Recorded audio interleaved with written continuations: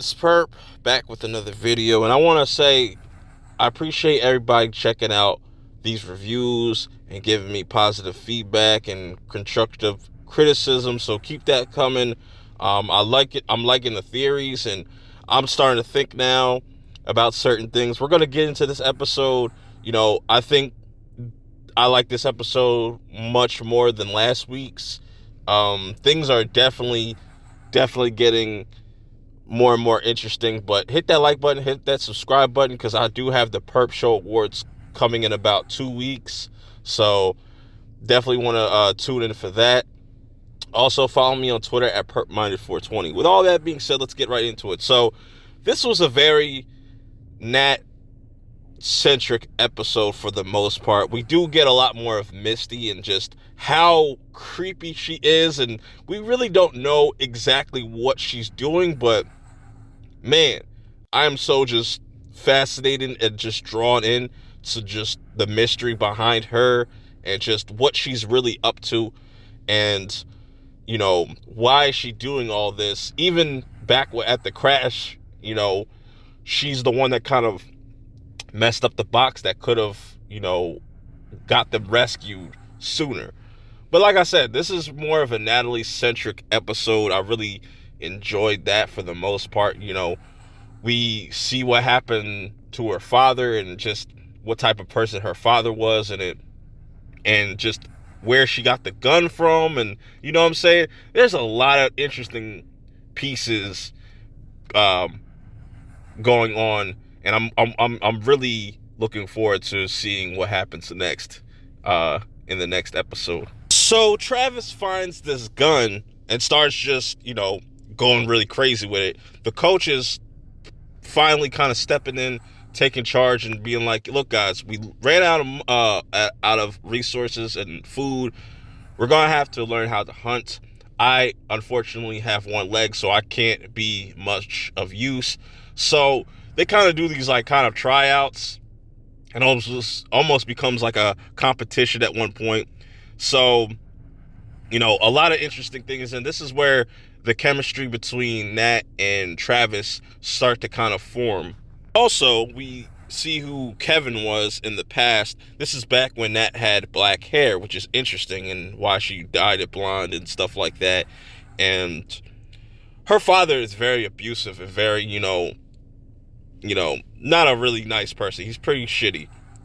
And this goes to show you in this episode that a lot of this has been affecting Nat psychologically, and that's probably the reason why she formed this addiction, her and Travis, and they kind of open up the wounds on that, and it's just it's really sad. Nat really was close to Travis when they were kind of in the wilderness and stuff like that, so it's really dope to kind of see that.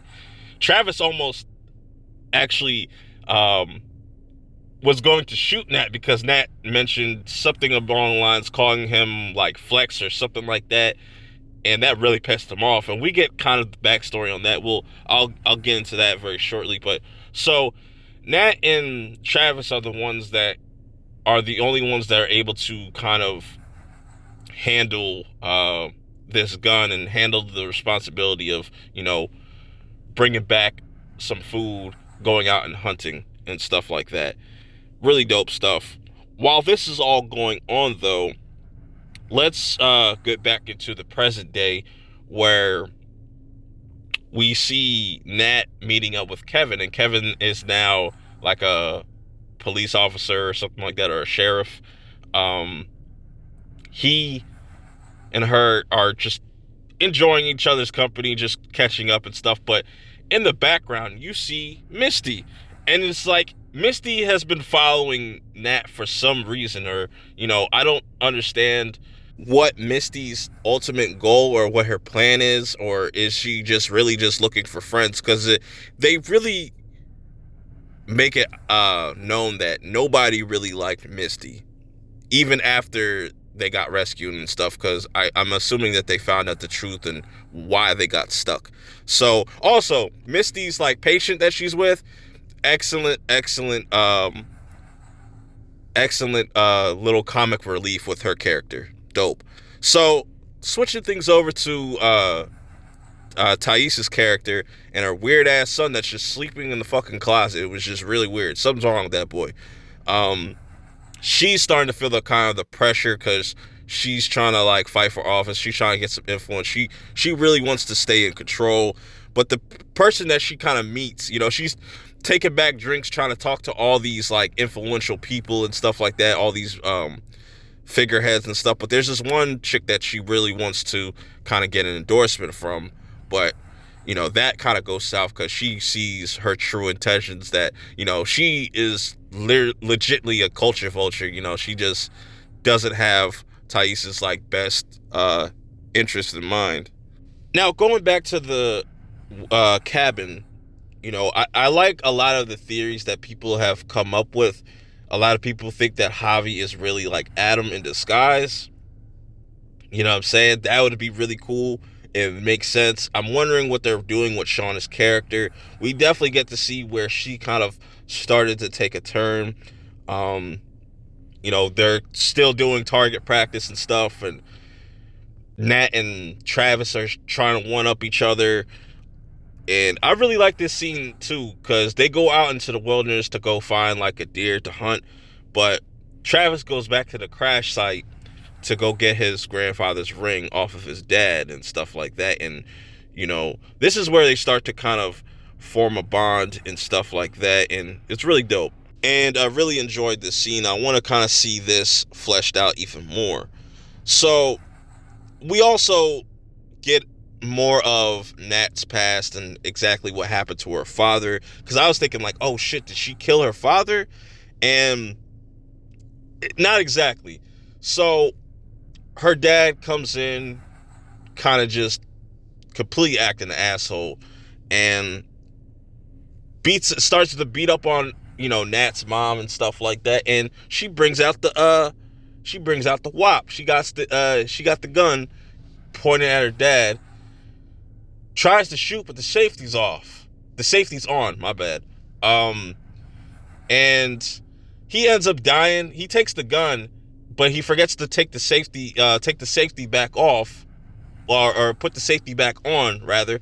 And that's how he ends up getting killed, because she ends up shooting himself. And that's very traumatizing. And I can understand why throughout this episode, whenever like Nat sees like a dead animal or something like that, or even a gun, it kind of triggers her.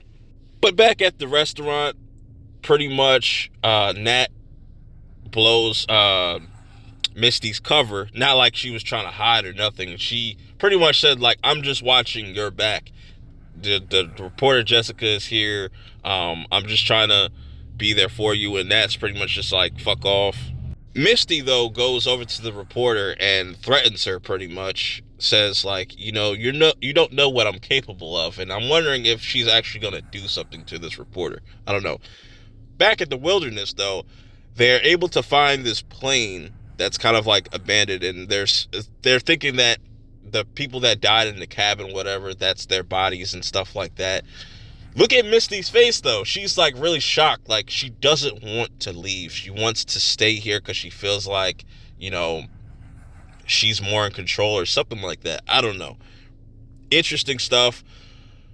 But this is where Jackie almost gets killed by like the propellers, because one of the girls, you know, I forget her name, she turns the engine on, and it just keeps going forward, and it just is inches away from killing Jackie. And man, you just see Jackie's life just flashes right before our eyes and stuff like that. So that was a really intense scene.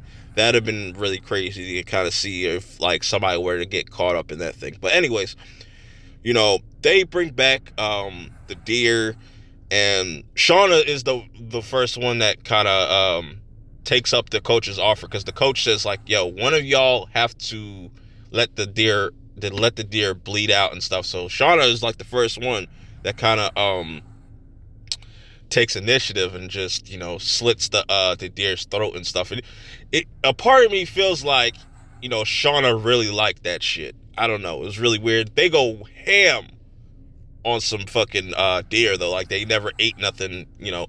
I would have been going crazy too. And Which also was an interesting scene that we see that Misty trips the coach, and they start to surround the coach, and we don't see exactly what happens, but like that's really weird for Misty to do, and it's just like, what is she up to, man? It's really dope, and it has my attention, man. It's really fascinating to watch this whole show play out.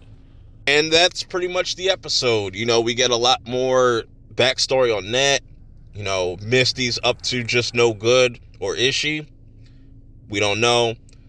Ty is just kind of just really out of it, so it's going to be interesting to see the next few episodes and how the season wraps up. So let me not forget Shauna before we wrap things up. Shauna is, going on a date with Adam. They're just living their best life. She starts to see Jackie, which kind of confirms to me that, Jackie is dead. A lot of people called that Jackie was the one that fell into that pit in the beginning of the season. So I'm curious to see where this goes. It's cool that Shauna kind of found a new love interest, but I want to see if there's something more grand with Adam's character, because I think there's something he's not telling Shauna, and there's a lot of secrets and stuff that people aren't telling each other. Speaking of which, Misty calls Shauna to tell her that Travis is dead, and she is not really fazed by this at all, but Shauna is completely just in shock. But I would like to know your thoughts on this episode. I thought it was really well paced. I think the flashbacks and present day kind of pacing was much better in this episode compared to episode 3. Let me know some more theories or some things that you caught on that I didn't see. If I missed anything or any little details, let me know in the comments below. I'll try to get to you as soon as possible. But until next week, I will see y'all in the next review. Peace.